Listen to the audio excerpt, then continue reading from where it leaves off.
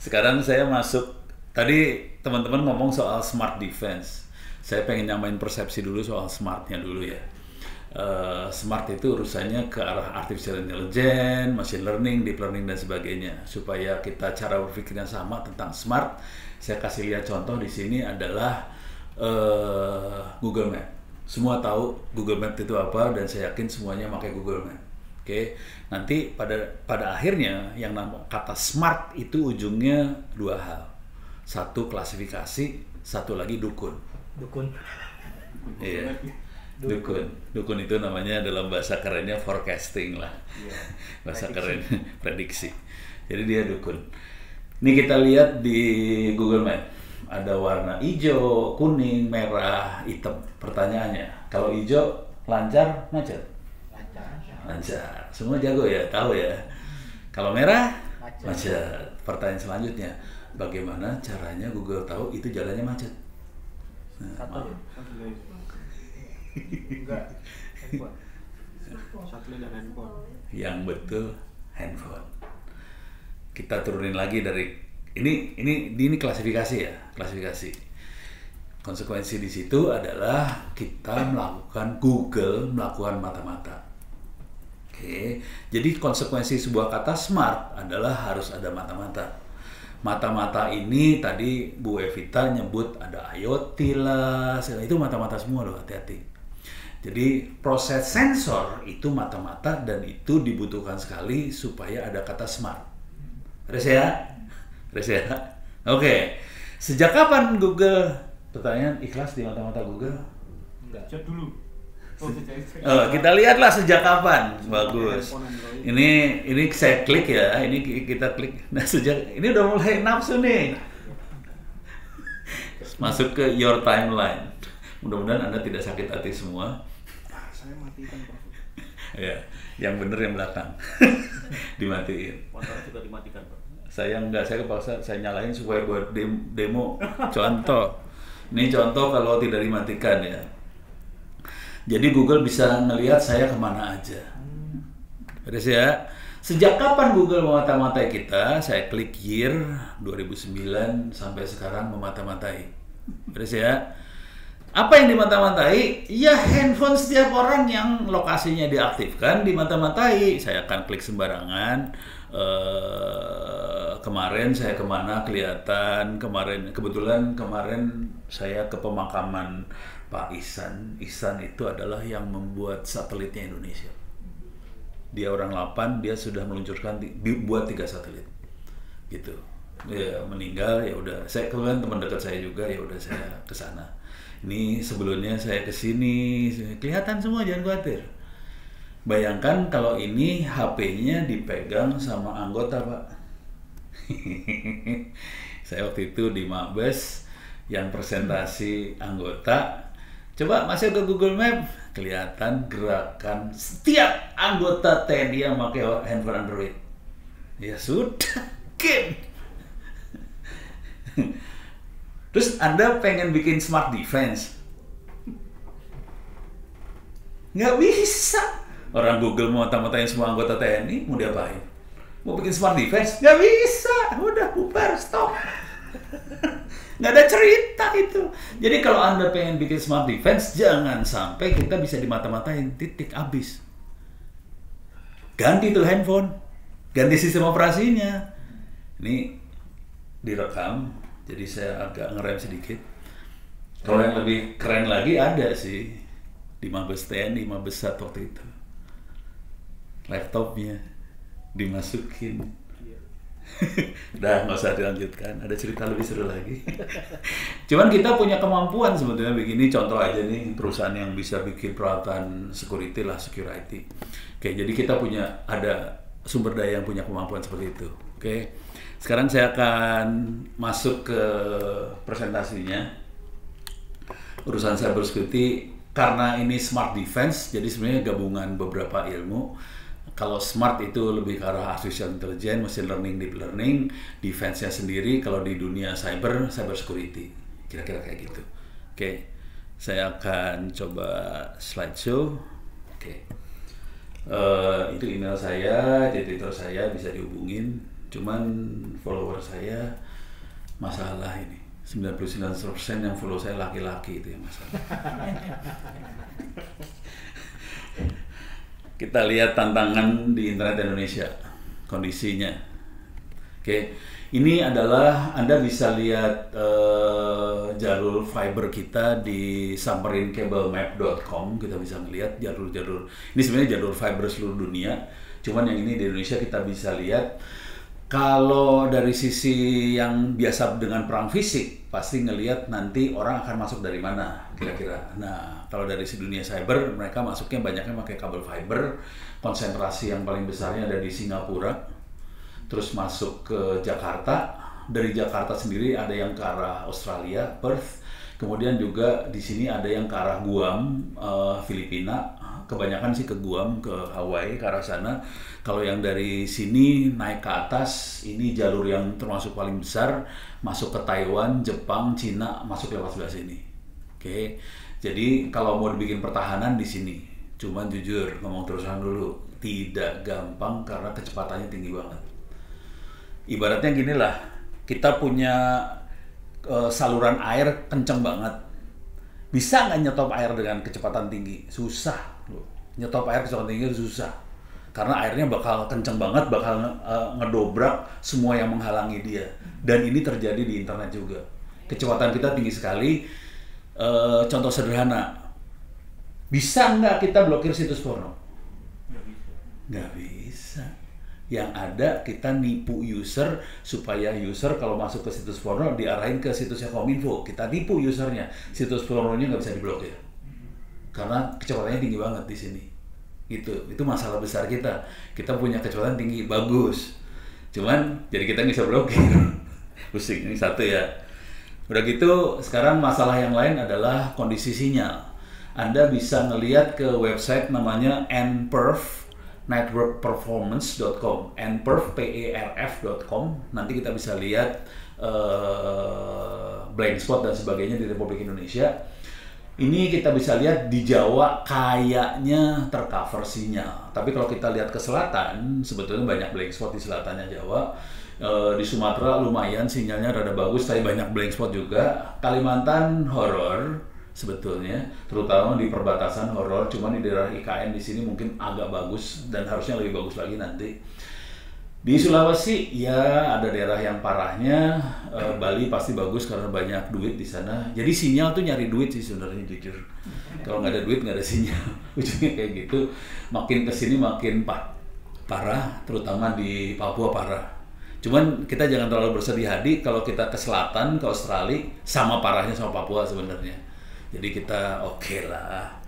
Kalau kita masuk ke 5G, nah ini 5G-nya. Tadi 4G. 5G Amerika bagus, Eropa bagus, India dahsyat. Oke. Thailand, Malaysia oke, Indonesia mengerikan. Oke, 5G loh ini, 5G. Jadi kalau menterinya bilang, wah Indonesia tercover 5G, kayaknya PHP. Oke. Nah ini masih 5G Indonesia. Satelit. Di atas banyak sekali satelit. Bohong banget, di atas nggak ada satelit banyak banget. Dan susah kita mendeteksi satelit mana yang nggak melakukan mata-mata sebetulnya. Karena kan mereka kan bisa monitoring apa aja. Orang satelit yang kita bikin juga punya kamera, bisa monitoring ais lah segala macam, ke monitor sama satelit itu. Kita bisa monitoring semua kapal seluruh dunia malahan. Parah loh satelit kita tuh sebenarnya kita buat sendiri itu parah sebenarnya. Sakti tapi ya gila juga, tapi asik gitu ya. Ini Anda bisa lihat di websitenya in-the-sky.org. Jadi in the sky. Tapi in-the-sky.org.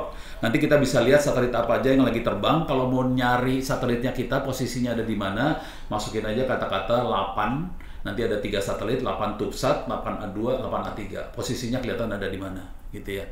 Yang 8A2 kebetulan orbitnya ekuatorial. Ekuatorial itu lewat Khatulistiwa, dia nggak lewat kutub gitu ya.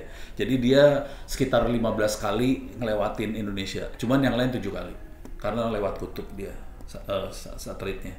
Kita bisa bikin satelit.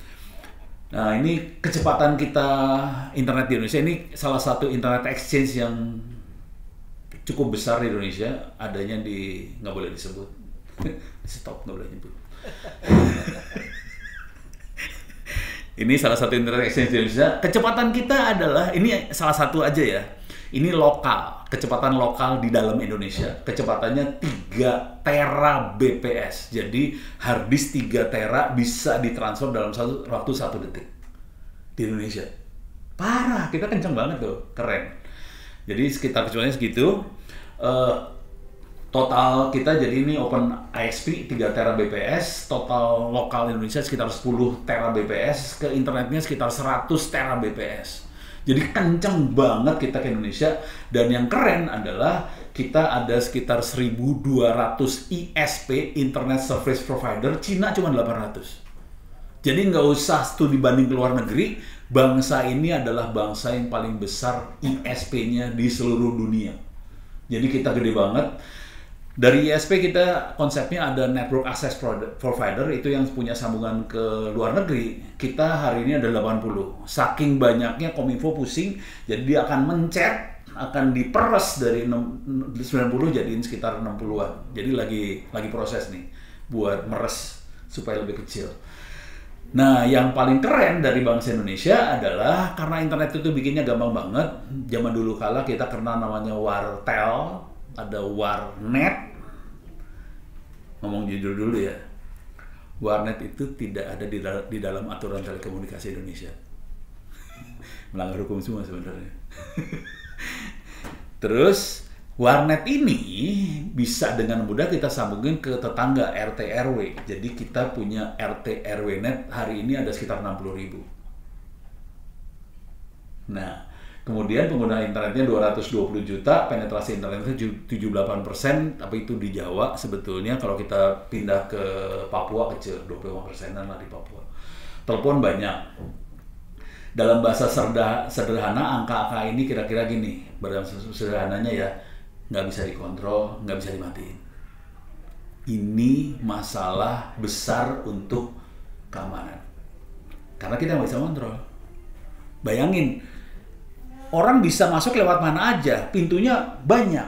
Lah, terus mau nutupnya gimana? Nah, pusing dah lu. Minta maaf buat teman-teman dari Kemhan dan teman-teman. Nah, ini seru nih. Ono sih happy. Tapi ini nggak bisa dikontrol ini, gitu ya. Mana ada masalah di situ ada Ono. Iya. Oh gitu ya. Oke, siap. Ada narasumber situ kan. Ya ini salah satu apa ya, akibat dari Ono juga sih sebenarnya. Jadi di dunia, jadi internet tuh yang titik besarnya tuh ada Internet Engineering Task Force, Satgas Internet yang untuk merancang internet. Di salah satu task force-nya ada GAIA, Global Access for Internet for All. Oke. Jadi di dunia yang besar, internet yang besar, jadi internet itu ada yang merancang, namanya Internet Engineering Task Force, di dalamnya ada Internet for All. Ini saya termasuk yang di GAIA tadi.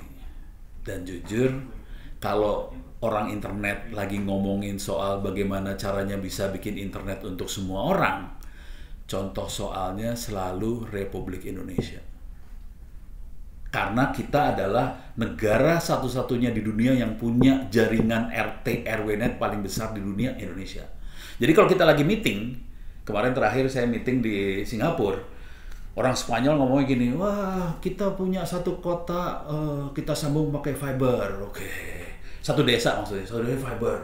Orang Malaysia, orang Filipina ngomong, wah kita nyambungin 7 desa pakai seluler.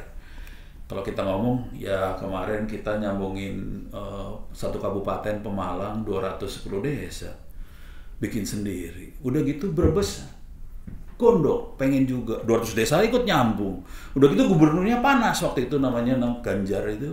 Panas, wah satu provinsi harus kita sambungin. Itu satu ruangan diem semua, soalnya hanya kita ngomongnya ratusan. Yang lain cuma 1 fiber, kita ratusan. Keren lah, bangsa ini keren. Cuman konsekuensinya Kemhan pusing buat atur. Atur pintunya tadi. Pintunya banyak banget, Pak. Dan ini kan semuanya bikin sendiri. Yang bikin rakyat loh ini. Bayangin pernah ngerasain ngomong sama rakyat. Kalau ngomong kan kira-kira kalau misalnya ini Kemhan mau ngatur pemerintah mau ngatur. Rakyat ngomongnya gini. Duit gue yang masang, kenapa lu yang ribut? Pasti gitu kan. Ini barang-barang gue, kenapa lu yang ngatur? Gue yang ngatur dong, ini barang gue. Nah, pusing deh lu, asik. Saya sih senang sih. Sekarang pilar cyber security. Ini pilarnya minta maaf beda banget sama pilar-pilar yang tadi disampaikan. Di dunia cyber security kita pilarnya PPTP. People, Process, Technology. PPTP. Di atas pilar, di bawah pilar itu kita jalankan infrastruktur fisiknya. Yang jadi masalah besar, sebagian besar pimpinan birokrasi biasanya fokus pada proses sama teknologi. Proses itu contohnya kebijakan, aturan dan sebagainya, teknologi ya alat dan sebagainya. Seringkali pimpinan lupa sama yang namanya manusia. Itu yang jadi masalah besar waktu kita selalu implementasi. Dan efeknya jadi besar sekali. Nanti kalau kita lihat di laporannya BSSN, Badan Siber Sandi Negara, hampir 50% kejadian insiden internet di Republik ini kejadiannya di .go.id. 50% itu go.id. Yang lain sedikit. Kalau bank lebih dikit. Apalagi BCA parah yang itu. Orang cyber security udah ada 100-an lebih di BCA. Kemarin saya ngobrol sama Bu Lili. Ngobrolnya cuma gini aja, no, lu punya orang kagak? Gue minta. Udah gitu aja. Emang gampang lu bikin orang, enak aja lu. Gampang bikin orang. Bikin orang susah sih, asli susah.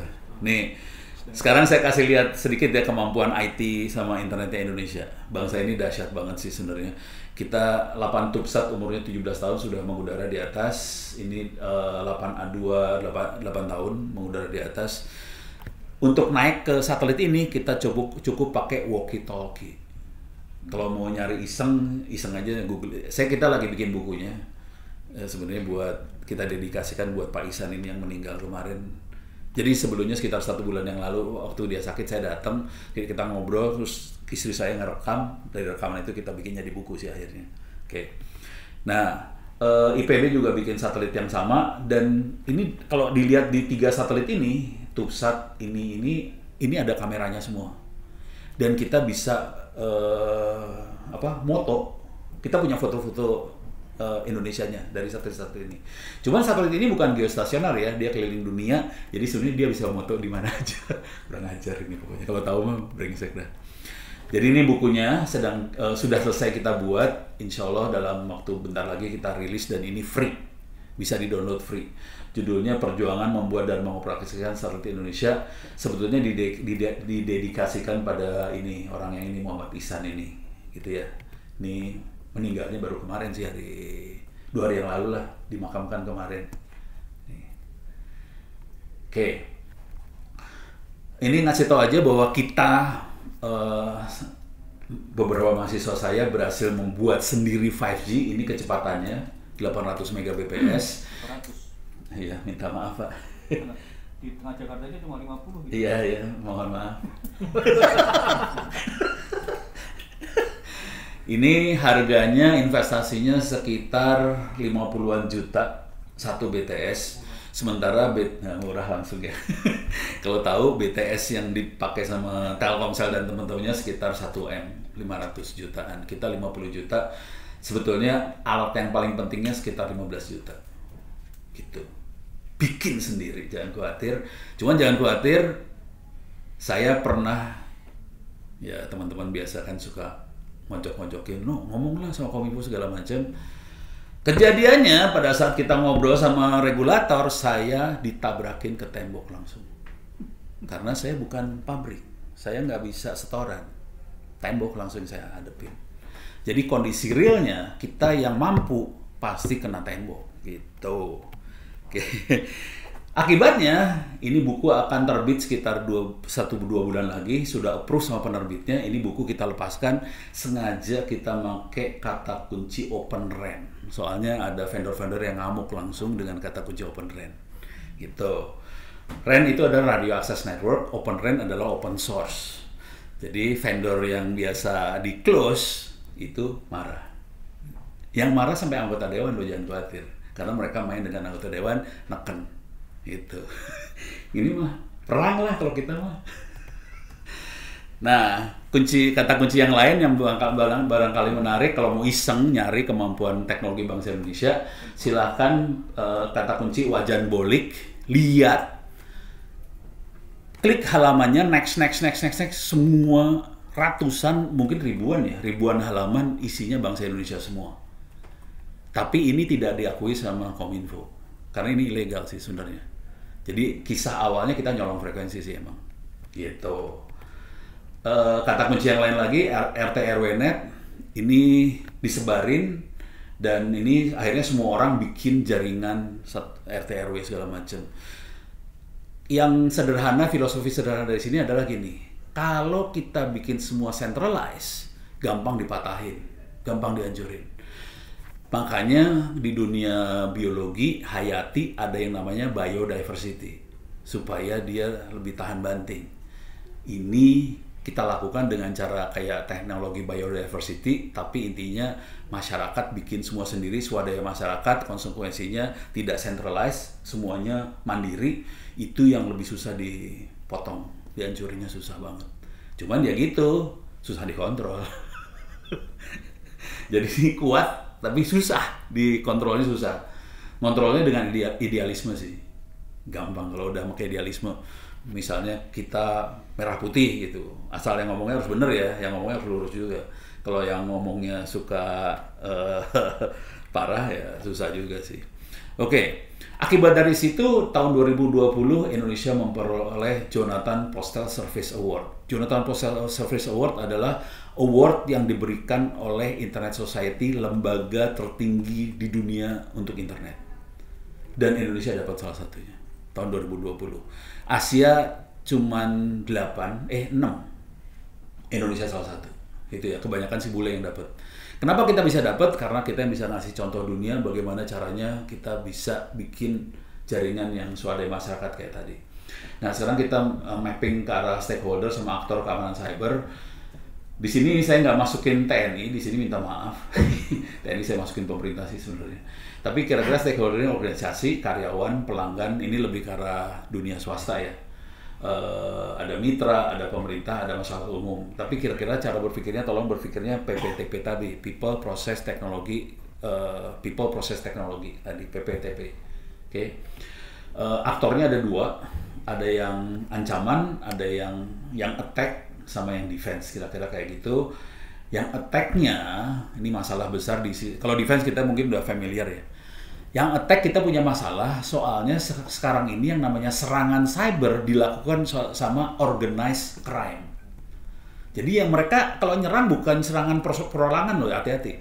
Mereka adalah organized crime, kayak mafia. Contoh korbannya adalah Bank B 3 huruf itu kemarin.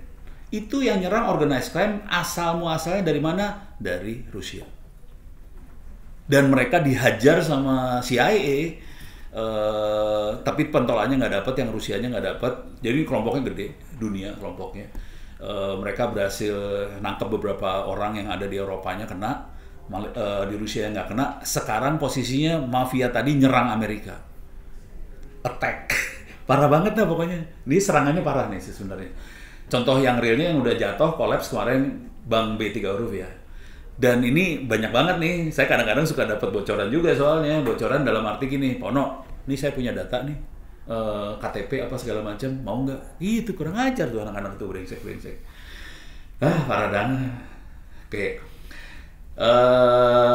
Kalau kita main mapping dari sisi aspek tadi aktor, sekarang kita mapping dari sisi manusia, terutama administrator jaringan. Isu yang besarnya yang harus dilihat adalah kesadaran keamanan, security awareness, ada poin-poinnya bisa dibaca. Kemudian keterampilan teknis, terus perilaku profesional. Kira-kira itu yang poin gedenya. Oke, ini gampang diomongin. Prakteknya horor. Ini prakteknya masalah besarnya. Saya mengoperasikan e-learning free gratis. Alamatnya ini ada 2. Open Course ITTS ACD sama LMS Online Center RD. Di sini ada 14.000 mahasiswa, ada pelajaran cyber security, Oke, saya kasih lihat beneran deh. Website benerannya saya kasih lihat aja dah. Ini dia. Ini dia. Ini ada cyber security. Kalau kita klik bisa dilihat course-nya. Ini saya lihat ke atas, nih course-nya free. Oke. Kalau mau dibuka bisa dibuka kayak gini, nanti kita bisa lihat dalamnya. Dan di sini pesertanya 14.672 orang. Oke. Dan akan dapat sertifikat gratis. Saya kasih lihat aja ya, yang dapat sertifikat ada berapa orang. Ini yang dapat sertifikatnya hanya 22 orang. Free, gratis, boleh dikerjakan berulang-ulang. Kalau butuh e-book, ini e-booknya ada di harddisk ini, bisa di copy. Saya kasih lihat lah e-booknya juga sekalian dah. Ini free semua loh, hati-hati nih, free semua tapi ternyata susah banget. Ini saya masuk ke buku-buku ini, saya masuk ke cyber security, ini buku-buku cyber security-nya, ini lagi loading bentar. Saya klik sembarangan ya, saya masuk ke urusan nasional strategi misalnya. Ini ada Singapura Cyber Security Strategi 2016, udah lama.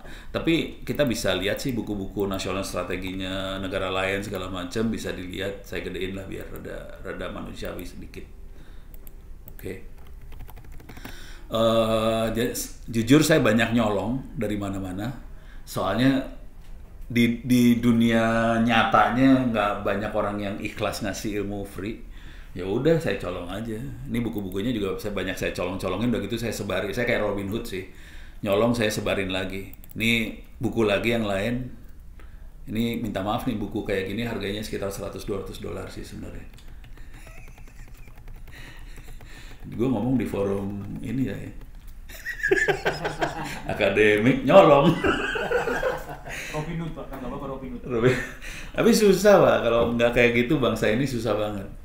Ini di rumah sekarang sedang mengcopy, ada orang dari Cikarang ngirim, Pono, tolong dikopi. Dia ngirim harddisk ke saya 10 terabyte. Ada 2 harddisk, satu 10 terabyte, yang satu 1 terabyte. Jadi saya udah gitu aja, kirim harddisk, copy. Berapakah biayanya buat ngopi tadi? Biayanya cuma selipin uang buat ongkos kirim balik tuh harddisk.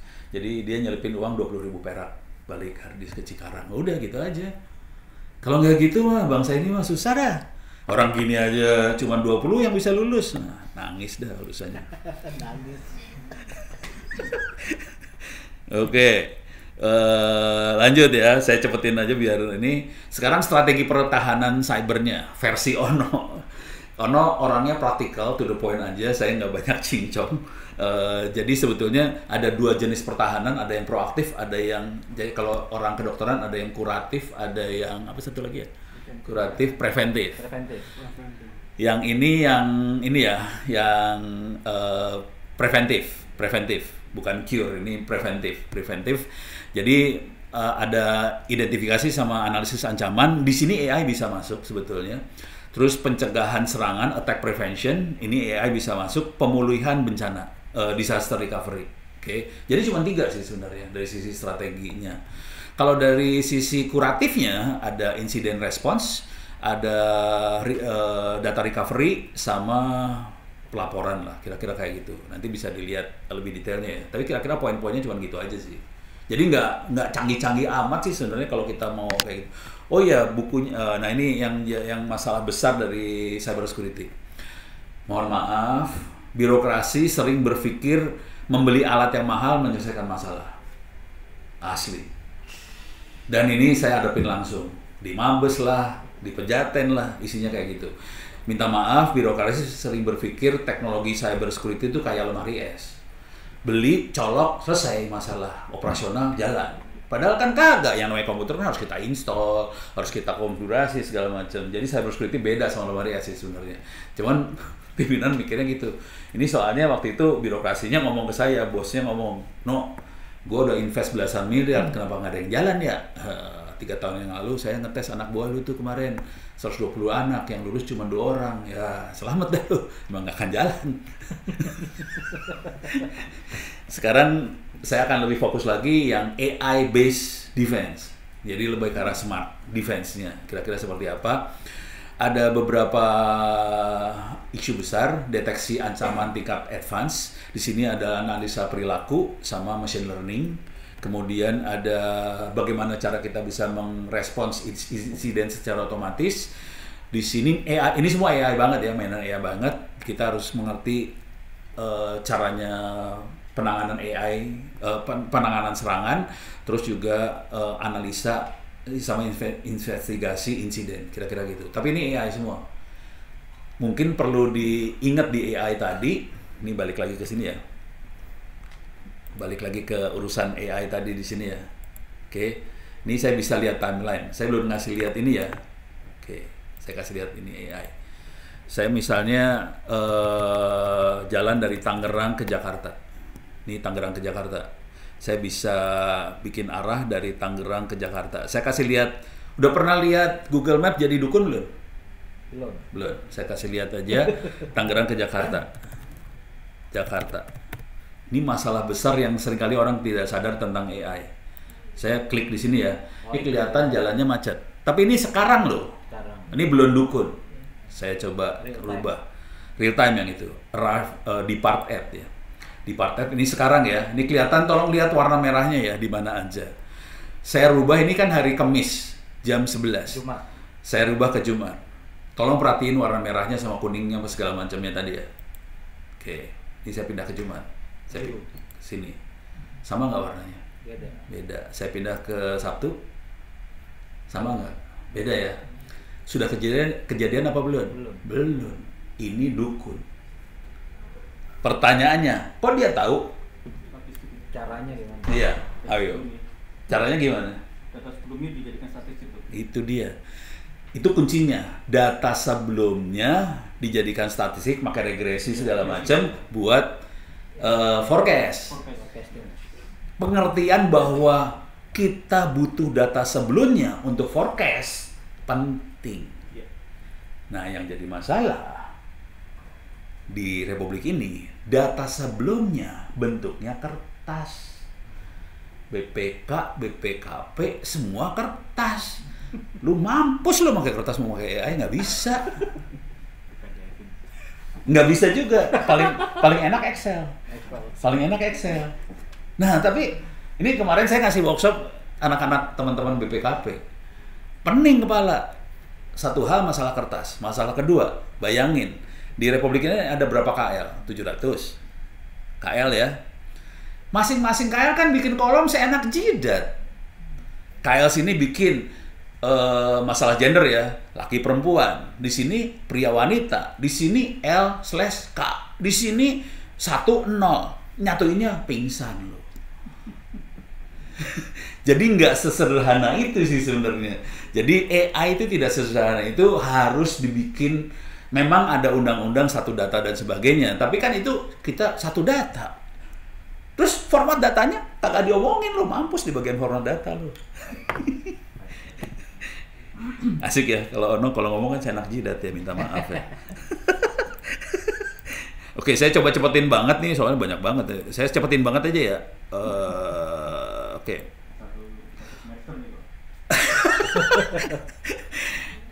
Ada lagi analisa intelijen ancaman, pengumpulan agregasi data, ini penting banget. Otomasi pelaporan, kemudian masalah besar adalah training data. Dan AI butuh training data dari Indonesia, bukan vendor. Nah, yang jadi masalah besar, ini minta maaf aja, saya suka gondok banget. Sebagian besar nanti akan datang ke Bapak Presiden, Menteri dan sebagainya, vendor. Ngasih tahu, Pak, saya punya aplikasi ini harganya sekian miliar dan benar-benar sekian miliar. Mereka pikir dengan aplikasi ini AI bisa jalan. Kagak bisa jalan, orang dia pakai datanya punya Amerika, ditaruh di Indonesia yang nggak cocok. Itu masalahnya, gitu ya. Itu masalah besar lagi. Oke, sekarang masuk ke arah smart city, smart defense. Ada pengamanan fisik dari smart city-nya, keamanan cybernya, pengolahan data, keamanan cyber datanya sendiri, anonimasi data. Maksudnya gini, data-data itu dihilangkan informasi pribadinya supaya jadi anonim. Harus diproses nih, kalau nggak kita kena PDP soalnya.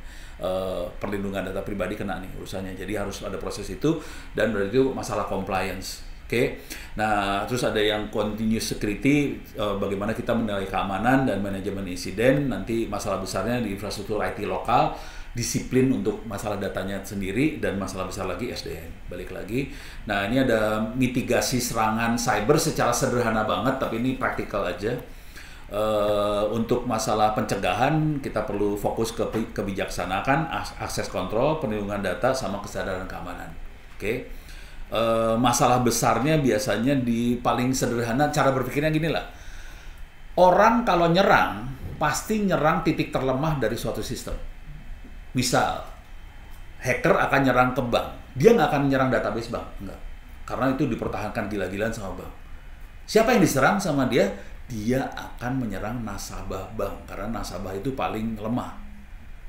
Jadi cara berpikirnya gitu. Jadi minta maaf nih, teman-teman kalau pertahanan, cyber harus ngerti mindset si attacker, si hacker.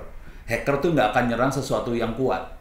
Kalau kuat, sama dia bunuh diri dia. Jadi dia akan nyerang yang lemah. Titik lemahnya apa ya?